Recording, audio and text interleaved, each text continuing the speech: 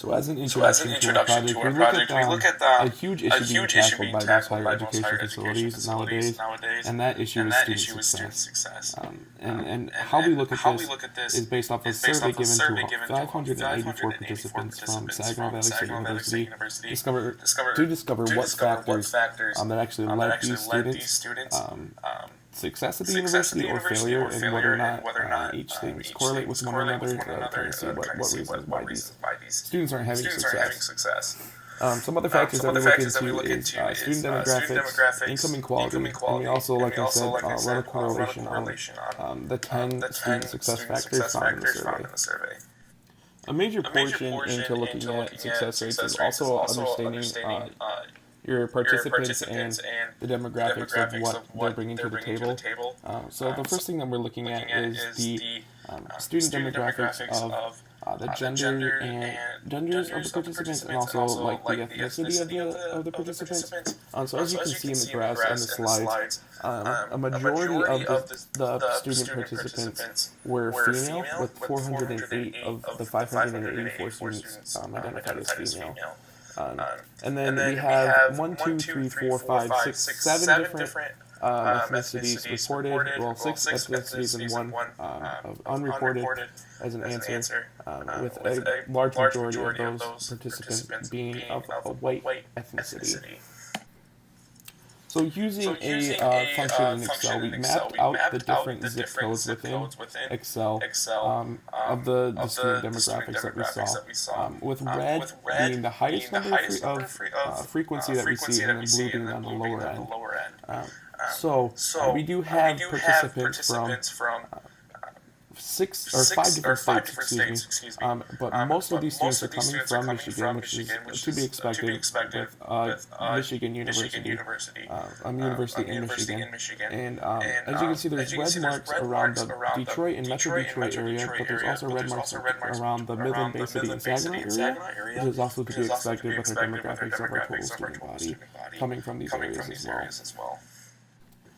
Other student demographics that we looked into was whether or not these students were residential students or commuter students, and a good amount of these students were residential students, with 532 of them being from living on campus. This also falls within our SVSU student demographic, as 70% of first-year students do live on campus and choose to live on campus rather than commuting. What's interesting to see here, too, as well, the look between the full-time and the part-time student demographic. So full-time meaning that they took more than 12 credit hours, and then part-time meaning that they took less than that.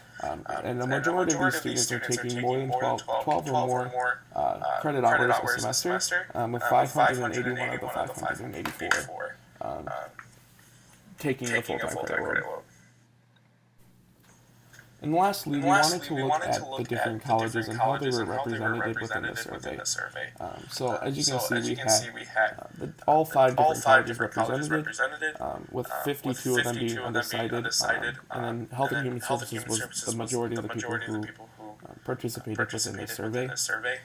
And looking specifically at the College of Arts and Behavioral Sciences, we see a vast variety of different majors, with the most being from criminal justice or psychology, their 2 most popular major choices. Furthermore, we'll look into the respondents in the College of Business and Management major, as we see, again, a wide variety of the different majors represented, but general business, management, and accounting are the ones standing out here a little bit.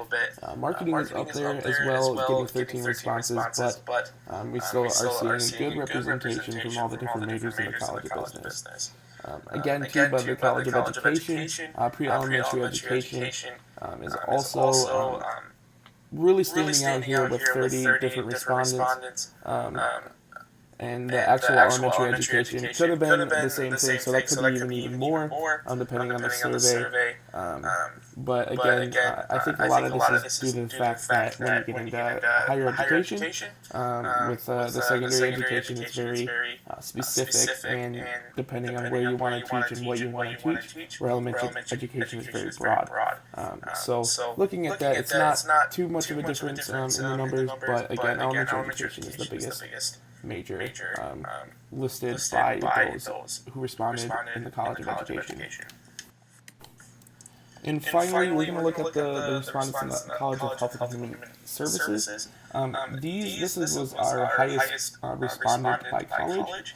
And as you can see, a majority of these students, a very large majority of these students, were pre-nursing majors. So, as you can see, a good chunk of our student demographics that we tested here were from a nursing major. And we do see a lot of nursing majors here at SVSU, so it does represent it well. I don't know if it's that skewed, but we do have a lot of really strong nursing program here that brings in a lot of students, so that it also represents the SVSU very well. So we're looking at a really good survey according to demographics in the state.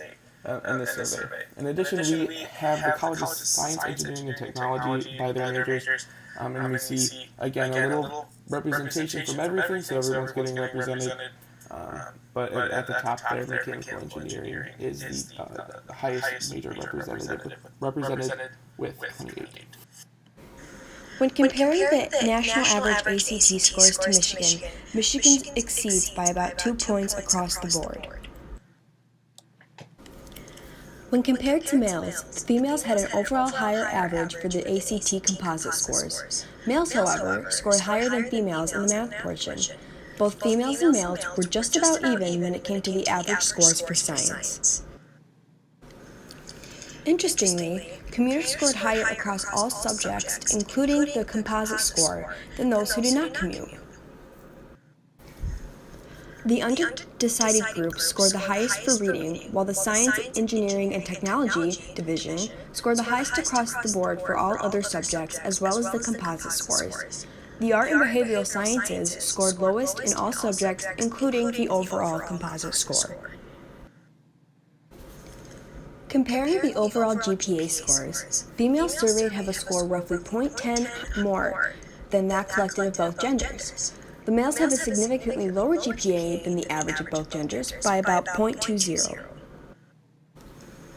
Looking at these graphs, it is apparent that the GPA for commuters is significantly higher than those living on campus. When looking at the different divisions, those going into Health and Human Services had the highest GPA than the other college divisions. Meanwhile, those who are undecided had the lowest average GPA. In the survey, 10 questions that measured student readiness were asked on a basis of low, moderate, or high levels of what they were asked. Low was given a value of 1, moderate was given the value of 2, and high was given the value of 3. In general, students had reported low stress levels and test-taking anxieties. The respondents felt very moderately about seeking resources, ability to succeed, and connected to the university, determined to success, and with their organizational skills. They felt the highest about doing what was expected of them by their classes, attached to the school and felt positively of it, as well as balancing their financial pressures, family responsibilities, and work schedules. According to the data represented in the correlation matrix above, 4 different occasions meet or exceed our significance level of 0.45 or above. First of which, the participants' organizational strategies directly correlates with their ability to meet course requirements. The more organized they are, the better they will do with classes. Secondly, their overall tendency to be stressed and frustrated directly relates to how well the participants test taking feelings of worry and dread. The more stressed they are, the easier it is to get overwhelmed on test day. Another correlation found was that the more they believe they can meet class requirements, the more they believe they can perform well in an academic setting. Finally, the less significant correlation found was the better they felt about finding help when they need it, the better they felt about meeting the classroom expectations. For formatting issues, the correlations between the So now we're going to get into the recommendation portion of our presentation. Our first recommendation is just to simply define what it means to be a high-risk student. And we can base this definition on characteristics that predict student success. And then specifically target those students with programs that will lower attrition. And the research shows that when we do purposely target those at-risk students, that it does have an effect on attrition rate. And so what the research shows is that graduation rates of students who are economically disadvantaged are lower than those who, than just the overall population of students. At my job at the high school, I'm a career and college advisor, and I work with specifically with students who are economically disadvantaged and first-generation college students. And we find that these students are at a higher risk for not completing college applications, not completing their FAFSA, and eventually not signing up for any kind of post-secondary education. These students actually enroll at a rate of 42.3%. Economically disadvantaged students enroll at a rate of 42.3% compared to that of the overall rate of students, which is 71.1% for post-secondary enrollment. So definitely a big difference there between the overall population of students and the economically disadvantaged population. My personal experience in my job is that I have been working with my students to complete the FAFSA, and about 76% of them total out of about 47 students have completed the FAFSA. That's compared to the county rate of only 63%. So I am having an impact, and I have another 23% of those 47 students that have started the FAFSA. So basically 100% of them have at least started it, and 76% of them have completed it. Of the economically disadvantaged population, I have 51% of my students that are economically disadvantaged, and 66% of them have completed the FAFSA, and then another 34% have started it. So basically, again, 100% of them have at least started it, and 66% of them have completed it. I don't have data on the economically disadvantaged FAFSA completion rate, but I'm willing to bet that that completion rate for the FAFSA for the economically disadvantaged population will be significantly lower had I not had the intervention role in helping these kids through the process that I have. And so just to follow up, that is a 10% lower rate of FAFSA completion for economically disadvantaged students. So compared to the overall completion rate of 76% and then the economically disadvantaged population completion rate of 66%.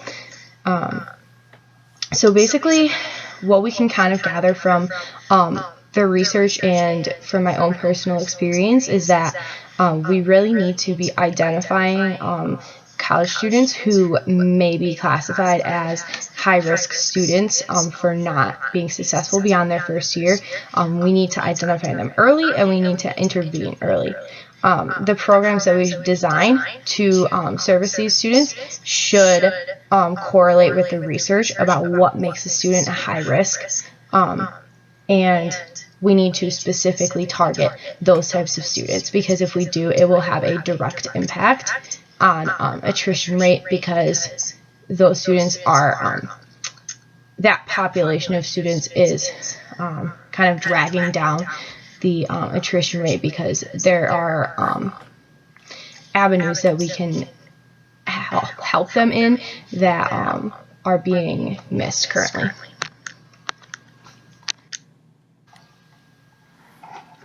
Another recommendation that we have is to really fund and advertise the departments that focus on student service at Saginaw Valley.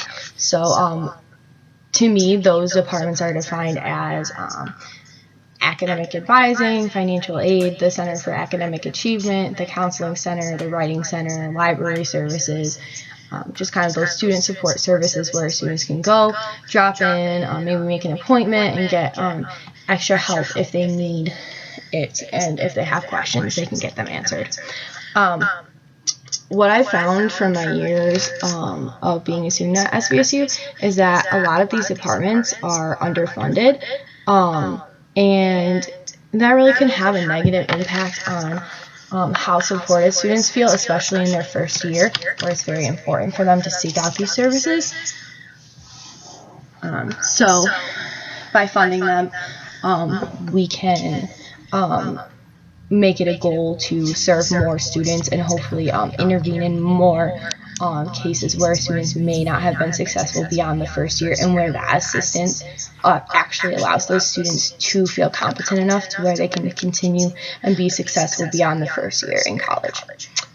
My personal experience is that a lot of students don't utilize the departments that are available, and I think that one thing we can do to kind of alleviate that is really push as a university to advertise that students use these services, and that can be done through orientation programs, through RA programs, and just a general culture at the university of asking questions, going to the department, and just a general knowledge.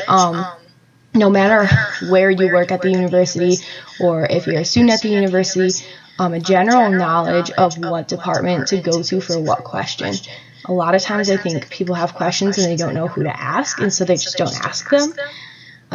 So if we can kind of make sure that students know where they should be directed to, that can kind of help those departments get a little more exposure as well, and help them reach the students that could really benefit from their services. Another recommendation that we have is having to do with the Academic Advising Office at Saginaw Valley State University. As a student, I have used the Academic Advising Office, and I know a lot of people who have used it as well. And I guess my personal opinion is that it can be somewhat frustrating to use that office. There are very limited times where you are able to make an appointment with an advisor even. Specifically, there's blackout times where they only meet with certain grade levels of students, and for some students that can mean that if you happen to drop in during the beginning of the 2 weeks that are blacked out for your grade level, you may wait 2 weeks to see an advisor. And we all know when it comes to registering for classes, that can be very stressful, to not know what classes you need to take, and you're supposed to be registering and you're watching classes fill up, and you're worried that you're not going to get into the classes that you need to, and it's going to throw off your whole schedule.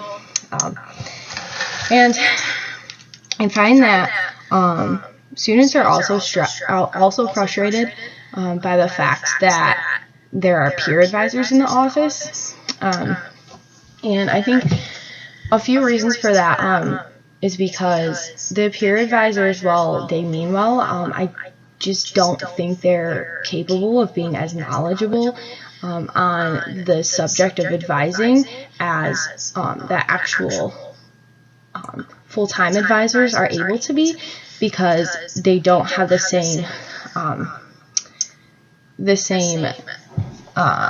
familiarity with the material, and they also haven't done it for years on end like the full-time advisors have. And I think for students who go to the advising office just seeking a drop-in appointment, it can be very frustrating for them to drop in and just end up seeing a peer advisor and not really being confident in what the advisor told them. And oftentimes the peer advisors can actually provide some inaccurate information.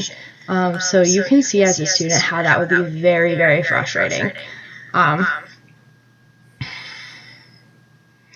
And so I think what happens is it just becomes this cycle of, a student tries to go to advising, and for whatever reason, either they're told, I'm sorry, you can't have an appointment today, or they, because of blackout times, or the advising office is just too busy, whatever it may be, or they may meet with a peer advisor and they may be frustrated by the results of that. Another thing that I see happen is students will go to the advising office and not have a particular advisor that they have worked with in the past, and so they'll just meet with someone random. And I don't know if this is characteristic of only SVSU or if other colleges do it differently, but I think it is almost detrimental to our advising program because people get very irritated when they're not seeing the same person because they're being given different information. It kind of ties in with seeing the peer advisors as well. It just ties in with that whole just irritated experience of going to the office. And I think it really just turns people off from wanting to go to the advising office. And I hear it all the time where students will say, oh, go to advising, and then someone else will pipe up and say, oh, don't go there. They weren't helpful to me at all. I wasted my 2 hours. And so then in turn what happens is that people just genuinely don't go. And really what they're doing by doing that is just setting themselves up for failure. And I think that's one reason why we might consider requiring students to go see their advisor, possibly like once or twice a year during their freshman year at least, so that they are kind of given that transition period. And I think that would kind of get them into the groove of going to advising and talking to someone about their plans, and I think it kind of also gives them a little push in terms of doing some career exploration and trying to figure out a major if you haven't decided that yet, which is the case for a majority of freshmen, and a majority end up switching their major anyway. So I think just to have that check-in with the assigned advisors every semester could definitely be beneficial for the freshman class especially, if not the entirety of the student population. But I realize that would be a very tall feat. So I think focusing on the freshmen initially might be a good route to go. Okay. Another recommendation that we have is to really emphasize as a university the goal of each student being involved in at least one extracurricular activity. Research shows that college students who have a higher level of engagement outside of class correlates directly with a lower attrition rate, and also correlates directly with a higher GPA. So students who are more involved have higher grades than students who are not involved. This is something that can be discussed university-wide through orientations with the freshman class. It can be really emphasized using Res Life staff. So when those RAs and those RDs are talking to students, they can make sure that they work that point in, that students who are involved have higher GPAs, and hopefully that will correlate to more students getting involved.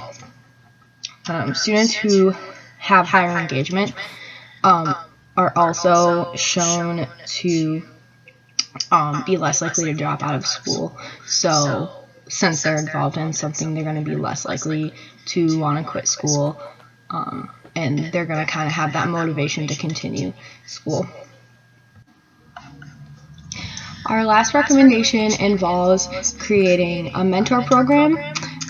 For the time being, when it initially is created, it could be to target specifically high-risk students, and then have the possibility to open up to the entire freshman class and even university body as a whole.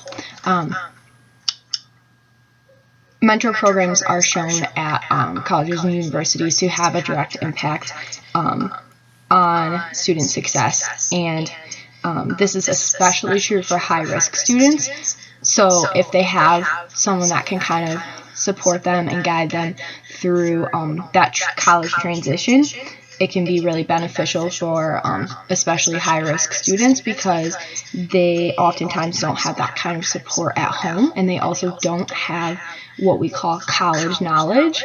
And I see that a lot with my high school students.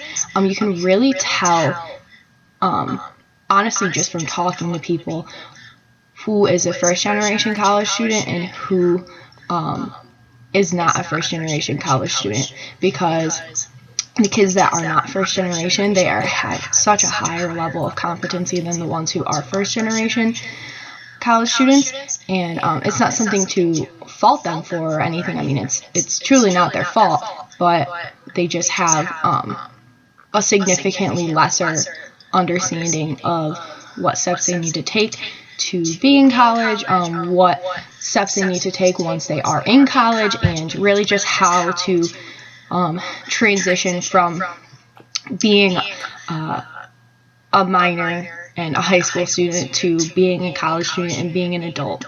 I find that first generation students often feel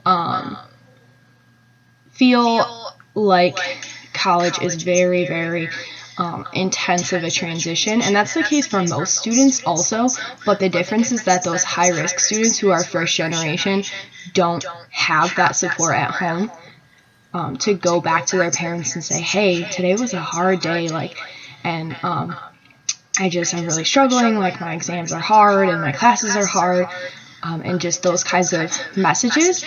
And when you're a first generation student, your parents really don't have much to offer back to you, or, if they do, it can kind of fall on deaf ears, because the reaction sometimes is, well, you haven't been there, you haven't experienced college, you don't know what it's like, whereas students who have parents that have graduated from college are able to kind of sympathize with them.